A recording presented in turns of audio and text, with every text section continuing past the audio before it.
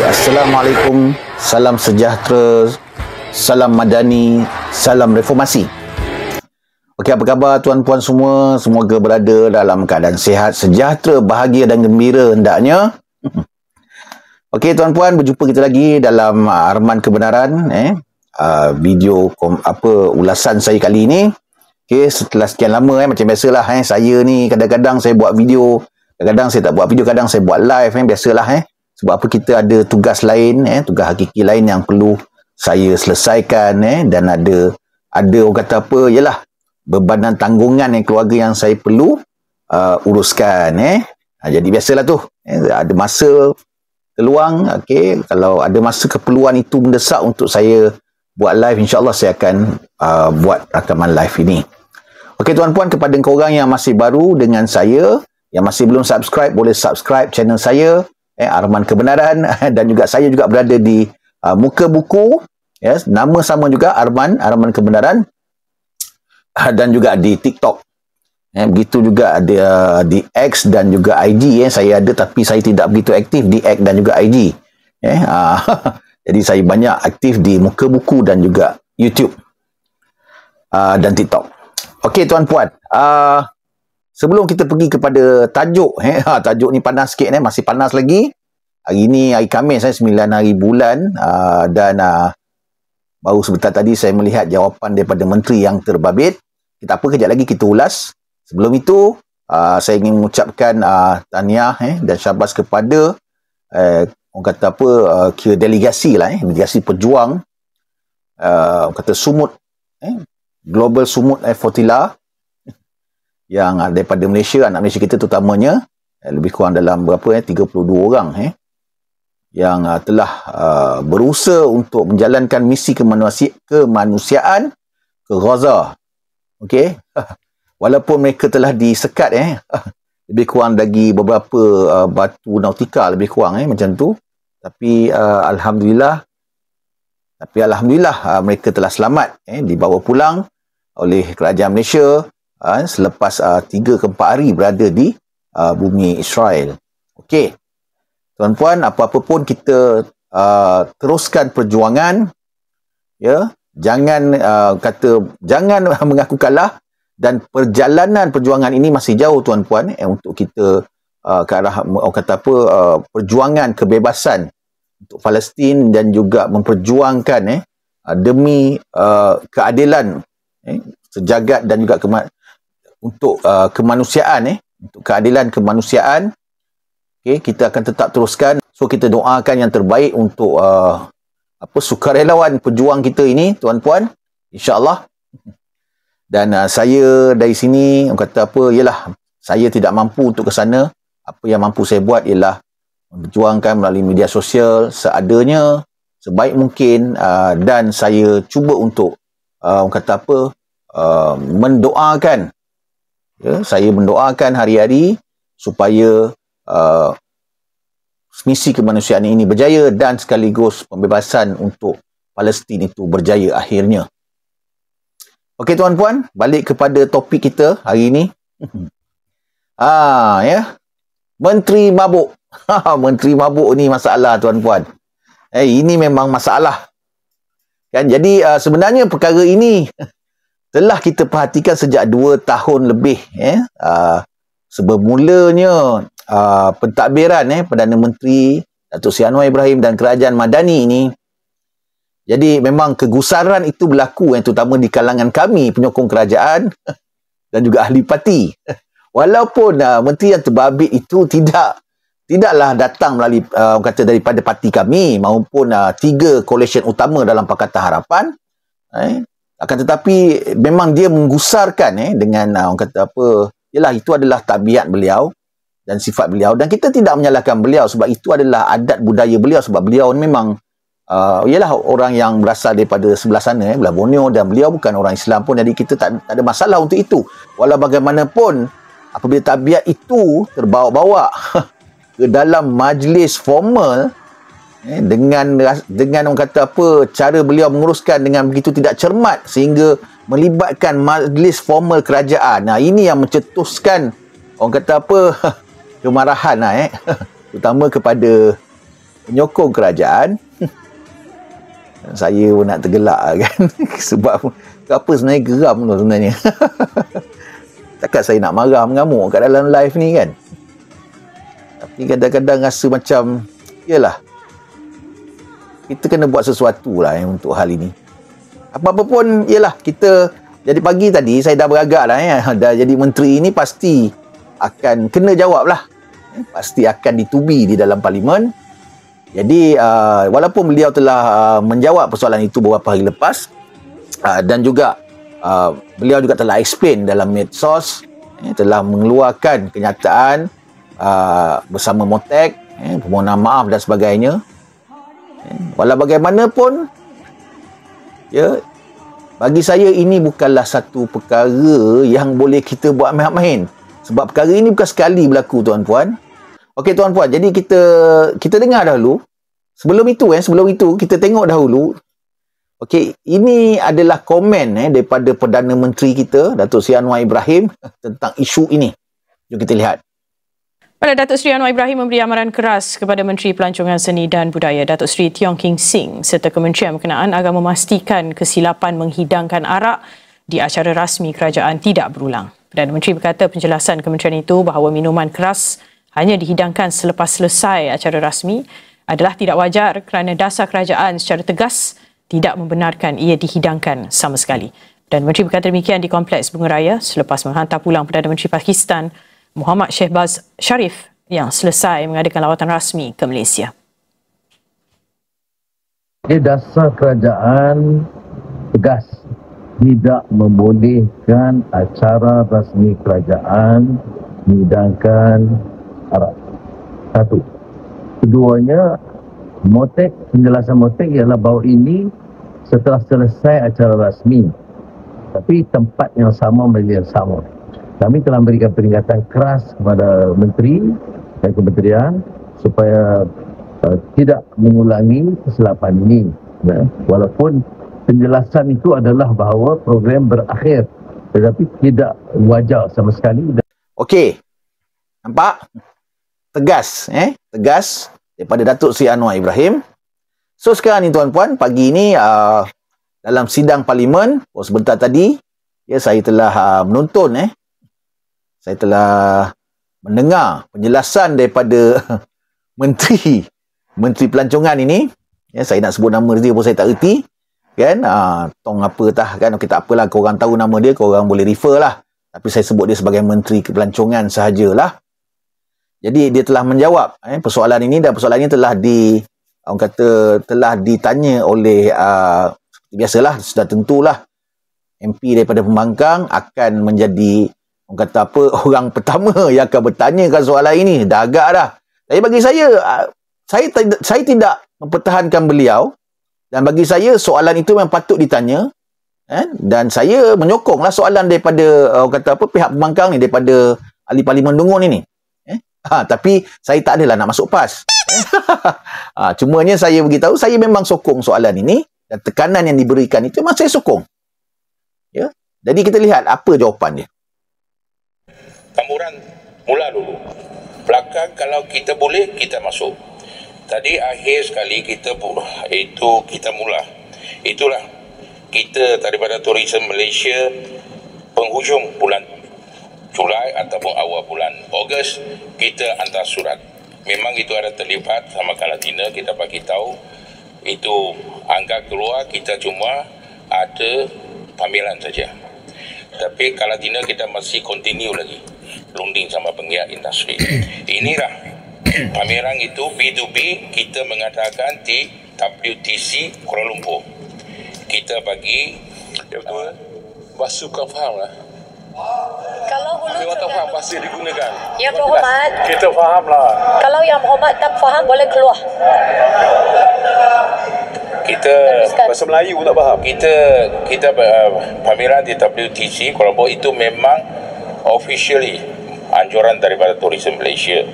Tapi kita mau save cost, kita masih lagi continue, kita penggiat industri pelancongan, kita lunding sama dia. Dia kata tunggu dulu. Akhir sekali kita sudah mau sampai tiba masa 1 Oktober sampai 3 hari bulan Oktober, itu program mau start. kita terbasa 24 hari bulan September kita keluar surat, ada punya 22 hari bulan September kita sudah keluar surat bagi jemputan karantina, kita anjur. Tetapi bila program jalan 1 Oktober dia terperanjat, ada begitu ramai penggiat industri pelancongan daripada antarabangsa, around 600 penggiat industri pelancongan daripada luar negara. Diorang pun pameran itu hari petang, diorang sudah jual dekat 100 juta. Termasuklah Muslim Friendly Package. Akhir sekali diorang 3 hari itu diorang dapat 220 juta. Itulah diorang kata diorang sudah dapat 100 lebih juta. Dia cakap okey, kamu orang punya karantina, kita penggiat industri pelancongan kita take over jadi private function. Cuma saya buat kesilapan, saya itu malam saya tidak umum, ini tidak ada lagi jadi official dinner. Itulah kita punya petrol, tiada anjuran daripada Tourism Malaysia. Cuma kita punya logo sana ada turis, saya tahu itu masa petrol sana dia orang kat situ tunjuk di Facebook ataupun TikTok, dia nak tunjuk itu saja. Tourism Malaysia atau Visi Malaysia 2026. Itu saja. Lain-lain bawah punya semua tidak keluar. Bawah punya industri player semua tidak keluar. Inilah kita dalam ini, saya sekali lagi saya tekan sini, itu dinner bukan rasmi. It's a private function. Itulah, oleh itu berkeliling perkhidmatan 3/2023 tidak terpakai dan isu berkaitan minuman beralkohol tidak sepatut ditimbul. Saya pihak Motek sama Motek dengan penuh tanggungjawab dengan dazing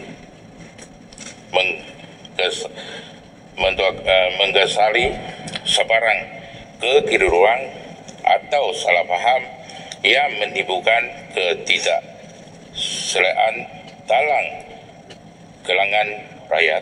Sekali kesulitan yang timbul amat dikesali. Motek juga mengerekankan setinggi-tinggi penghargaan kepada Yang Amat Berhormat Perdana Menteri atas nasihat, teguran membina dan sokongan berterusan terhadap usaha kementerian dalam mengesahkan industri pelancongan seni dan budaya negara. Sekian, terima kasih. Tunggu. Nampak? Itulah cara dia jawab.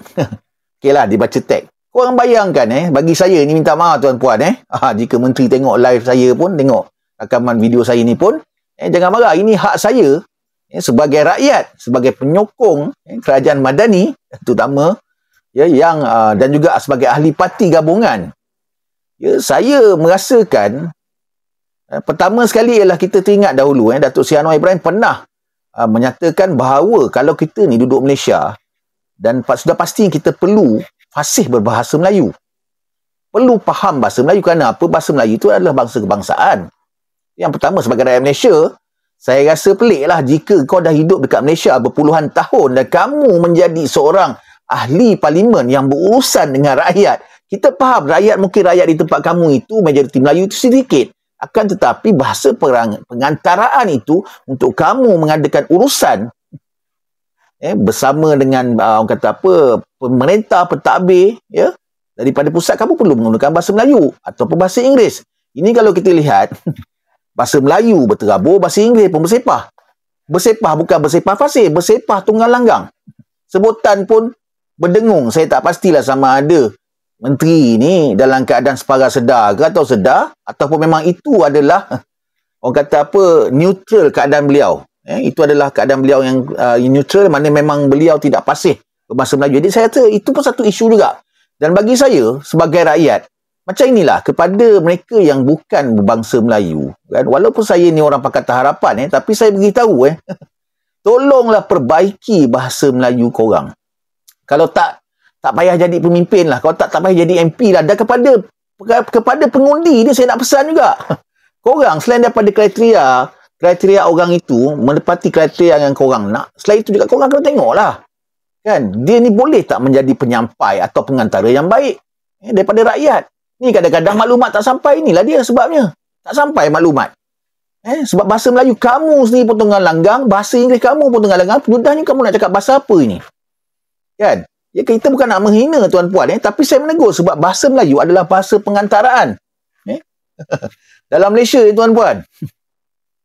Okay? Kita pergilah pelosok mana pun, tak ada orang yang tak faham bahasa Melayu. Dan kalau jika dia tak faham bahasa Melayu, saya pelik.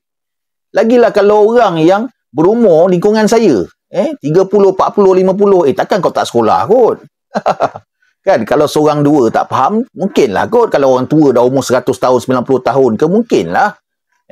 Mungkin dia datang daripada tanah besar Cina, 5-60 tahun dulu dan tak pernah bercampur orang, duduk je kat kampung terperuk, mungkin. Tapi mungkinlah tak ramai orang macam itu. Ini kita pelik. Tak kata tak sekolah, kau sekolah. Tapi kau cakap Melayu tunggal langgang. Kita pelik lah. Betul, orang Melayu ada juga yang tak pandai cakap bahasa ini, tak ada masalah. Kan, sebab kamu adalah minoriti, yang majoriti adalah bahasa Melayu. Tetapi dalam perlembagaan sendiri pun ada dimaklumkan bahawa bahasa kebangsaan adalah bahasa Malaysia, bahasa Melayu. Ya, tolonglah, perbaikilah. Kau tak payahlah kau jadi menteri, menyampah pula aku tengok kan, cakap bahasa Melayu pun tak betul. Ni pendapat peribadi saya. Jangan saman saya pula, jangan koyak. Saya tegur. Kalau kau rasa benda ni betul, pergilah, betulkan. Pergilah kelas bahasa Melayu ke, belajar cakap bahasa Melayu tu betul. Tengok macam YB Steven Sim. Tengok. Dia punya bahasa Melayu. Ini macam ada seorang lagi adun yang dekat Ipoh tu, alamak, orang kampung aku tu juga tu kan. Tengok YB apa nama, saya lupa. Nanti kalau korang ni boleh bantu saya dekat komen. Kan? Tengok dia cakap bahasa Melayu macam ini. Siap bahasa Perak lagi bercakap. Kan? Jadi kita nak kualiti pemimpin macam inilah. Selain pandai cari duit, selain untuk rakyat, selain pandai orang kata apa, mengurus takbir, pandai juga berbahasa Melayu. Penting kot. Ini Malaysia, babe. Ini bukan negara China ke ataupun negara Tibet ke Taiwan ke. Ini bukan negara Korea ke. Kan, ini negara Malaysia. Ya. Lagu kebangsaan kita pun dalam bahasa Melayu. Apa kehalnya kan? Betul tak? Okey, itu satu bab. Okey, yang kedua. Okey. Dah lah tu dia jawab tunggang langgang. Aku sepatah haram pun aku tak faham sebenarnya yang ngelas tu. Bayangkan tuan-puan, baca teks pun tak betul sebutan. Macam mana kau jadi YB ni? Pihak Motek sama Motek dengan penuh tanggungjawab dengan dazing menggesari sebarang kekeliruan atau salah faham yang menimbulkan ketidakselaan dalam kalangan rakyat. Sekali kesulitan yang timbul amat dikesali. Geram betul aku ni pun. Kan? Jadi saya minta maaf tuan-puan. Saya memang benda macam ni kita dah tahan sabar lama tau. Jadi bagi saya mudah je. Okey. Sebelum itu saya nak ulas lah. Sebenarnya saya boleh lah. Setelah saya ulang saya terpaksa ulang pembentangan beliau tu 2 kali 3 kali. Saya nak fahamkan apa yang beliau cakap. Rupanya saya faham maksud beliau. Dia memang betul beliau telah memberi kelulusan untuk pemain industri itu, ya, berapa orang lah dalam kumpulan pemain industri itu yang telah mendapatkan pelaburan untuk tahun melawat Malaysia tahun 2026 nanti. Kan, macam ada package yang diorang tawarkan tu telah terjual lah. Hampir 100 juta lebih. Dan orang kata jangkaan perolehan tu lah sebanyak 460 juta. Okey, kita faham lah benda tu. Kan? Tapi mereka telah memohon untuk mengambil alih majlis itu untuk meraihkan lah bersama dengan Menteri Pelancongan. Tapi secara private, maksudnya di antara mereka. Jadi cuma Menteri Pelancongan tersebut terlupa untuk maklumkan bahawa itu adalah, walaupun beliau meluluskan, patutnya beliau memaklumkan bahawa program itu tiada kena-mengena dengan Motek. Satu. Kedua, keculasan beliau, ketidakcermatan beliau ialah backdrop belakang tu. Backdrop tu saya rasa dia pakai slide ke atau apa. Kalau pakai slide mungkin patutnya Menteri Pelancongan boleh padam atau tukar pada backdrop lain. Yang pertama. Kedua, ataupun padam kata backdrop tersebut. Ketiga, kan, okeylah kalau nak jimat kan, betul tak? Tak apalah. Tak payahlah. Pakai backdrop program tersebut. Jadi akan menimbulkan fitnah atau mungkin menimbulkan spekulasi yang tidak baik terhadap kementerian. Yang kita tahu bahawa dasar kerajaan sejak dari dulu lagi tidak dibenarkan menghidangkan minuman arak di dalam majlis-majlis rasmi kerajaan. Jadi kalau itu tidak rasmi, sepatutnya kamu padamkanlah backdrop di belakang itu ataupun tutuplah atau sebagainya. Usahakanlah. Kalau tak, pemain industri kan loaded semua tu, betul tak? Toke-toke kot. Korang pergilah buat sambutan dekat hotel ke kat mana. Tak ada orang nak kacau pun. Korang pun bukan ramai, mungkin paling tidak adalah dalam berapa, dalam 50 ke 100 orang kot dalam tu kan, yang kaki minum kot. Kan? Apa salahnya ni pemain industri? Kau dah dapat job ratus juta kan? Pergilah sewa hotel kan, betul tak? Dewan hotel kejap untuk setengah malam, satu malam, betul tak kan? Beritahu dekat YB Menteri. Jom Datuk, jom kita pergi ting-tong sana hotel Datuk. Jom baik punya. Settle lah, korang pergilah, korang kaki minum. Betul tak? Jangan gunakan function tu. Kan? Kan dah jadi hal, nampak tak? Bukan susah pun. Kita buat benda tu, bukan benda tu buat kita. Betul tak? Okey? Jadi bagi saya, whatever lah kenyataan yang diberikan, kita boleh terima jawapan tersebut, akan tetapi saya sebagai rakyat Malaysia, sebagai penyokong parti kerajaan, penyokong parti gabungan kerajaan, kan, kami tetap mendesak supaya Menteri Pelancongan sekarang letaklah jawatan. Janganlah sampai nak suruh PM kita pecat kau pula. Kau dah cukup memalukan dah kerajaan Madani ini, sedangkan Madani ini membawa wadah penyatuan di antara semua manusia dan juga terutamanya dengan landasan Islam. Ada Islamik kat situ. Kan? Kamu tidak boleh menolak kerana majoriti rakyat Malaysia ini, tuan-puan, adalah Melayu dan beragama Islam. Tolonglah hormat perasaan sensitiviti rakyat kita yang lain. Betul tak? Jadi bagi saya, kalau pendapat saya lah, ini bukan pendapat parti saya, ini ada pendapat saya. Bagi saya senanglah, letak jawatan je lah. YB, saya merayu, letaklah jawatan YB, bagilah peluang kepada orang lain. Mungkin YB boleh duduk dalam kementerian sebagai timbalan ke, ataupun tak payahlah YB jagalah kawasan YB. Jadi YB boleh mabuk hari-hari kat sana bersama dengan pengundi dan penyokong YB. Sebab di sana budayanya tidak salah bagi YB, betul tak? Sebab majoriti orang adalah yang berbangsa seperti YB. Jadi tak ada masalah untuk YB pergi mabuk kat sana. Jagalah kawasan kau. Sebab saya tengok pun YB sangat cemerlang di kawasan YB. Betul lah Jadi inilah saya mendesak saya mendesak, dan saranan saya, eloklah Menteri Pelancongan ini letak jawatan. For whatever reason lah, the damage has been done. Bukan apa YB, sebab tengok pada soalan seperti yang ini 2025 menyatakan bahawa cadangan supaya penganjuran Gala Dinner Global Travel Meet 2025 ini diambil alih oleh pihak swasta telah diluluskan oleh Ketua Pengarah Tourism Malaysia dan dipersetujui oleh Yang Berhormat Menteri demi untuk menjimatkan perbelanjaan kerajaan. Ini bermakna ianya masih acara resmi apabila diluluskan oleh Menteri Pelancongan. Maka saya ingin untuk kita pastikan bahawa perkara ini tidak berulang untuk masa yang akan datang kerana melibatkan garis panduan kementerian. Majlis apabila diluluskan ia menjadi oleh Menteri Pelancongan menjadi majlis resmi, dan ia pula adalah tertakluk kepada Perkeliling Perkhidmatan 3 Palang 2003. Oleh itu saya pohon supaya penjelasan yang diberikan juga mengandungi permohonan maaf kepada rakyat Malaysia daripada kesan apa yang telah dilakukan. The damage has been done, tetapi ia mesti menjadi peringatan. Pohon penjelasan Menteri. Terima kasih Yang Berhormat Tunggun. Tadi saya sudah diterangkan. Tadi kelulusan itu kita memang daripada rasmi kita hangover bagi private sector menjalankan dia biar majlis. Itulah saya tadi saya kata kemungkinan saya bagi kesilapan patut itu malam saya masih umum sekarang bukan daripada kita. Memang itu surat daripada awal kita sudah keluar. Tadi ada keliru sikit macam tadi saya kata, tadi kita sudah bagi tahu, sekarang saya kesulitan timbul ini yang amat dikesari. Kita menampak, kita pun lihat WTC baru-baru kita hancur di Melaka. Tak usah kata itu launching Visi Malaysia 2026. Kita pun ada majlis sana, ada hukum kah? Tak ada. Kita kementerian sudah 2-3 tahun, kita di negara kita mana-mana kita ada majlis banyak juga. Ada hukum kah? Tak ada. Kita faham. Kita mesti tegaskan kita punya perkeliling perkhidmatan 3/203. Itulah tadi saya kata Perdana Menteri kasih bagi dan nasihat. Kita setuju. Kita terima.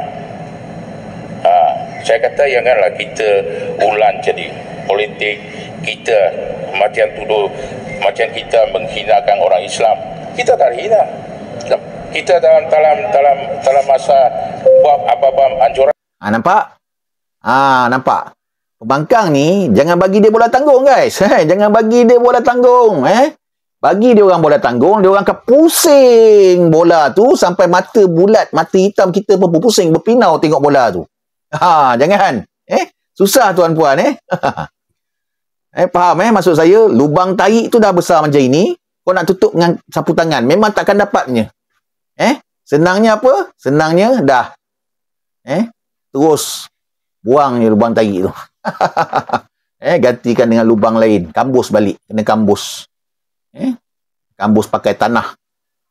Okey, saya minta maaf mungkin pun kata video saya kali ini agak lantang sedikit. Tapi bagi saya ini adalah hak saya sebagai pengundi. Pengundi yang menyokong kerajaan Madani, dan saya tak nak kerajaan Madani yang kita sayangi ini rosak namanya disebabkan perkara-perkara seperti ini. Permohonan maaf itu satu hal, tapi tindakan yang lebih, orang kata apa, yang lebih berkesan perlu difikirkan oleh kerajaan bagaimana untuk menangani hal ini. Itu sajalah. Saya nak beritahu sebab apa hal ini sangat sensitif, sebab kita tahu pembangkang kita hari ini, mereka sentiasa akan bermain dengan sentimen agama dan bangsa. Jadi hati-hatilah kepada semua pimpinan kerajaan dan juga pimpinan saf menteri-menteri yang ada dalam Malaysia ni. Bagi saya mohonlah jasa baik YB semua, Datuk Seri semua dan juga semua saf pimpinan yang lain agar lebih cermat dan lebih berhati-hati, dan buatlah tindakan pembersihan itu sekarang. Jangan sampai esok rumah kita dah kotor, dah jahanam kan, baru kita sibuk nak betulkan. Okey. Okey tuan-puan, itu saja untuk kali ini. Sebenarnya inilah isu yang saya nak bawa. Saya ni dah ketap bibir, orang kata dah berapa hari dah geram kan. Tapi saya rasa saya kena luahkan lah. Barulah rasa puas rasanya kan, dapat luahkan. Okey tuan-puan. Jumpa lagi dalam video saya akan datang. Itu saja untuk kali ini. Okey, akhir kata, kepada yang belum subscribe, macam biasa, tolong bantu saya subscribe channel saya. Dan kepada korang yang orang kata apa telah pun subscribe channel saya, bantulah sebarkan jika video ini boleh mendatangkan manfaat dan juga mendatangkan tekanan kepada pihak yang terbabit. Okey tuan-puan, berani kerana benar, kawan tetap kawan, lawan tetap lawan. Salam Madani, salam reformasi. Assalamualaikum.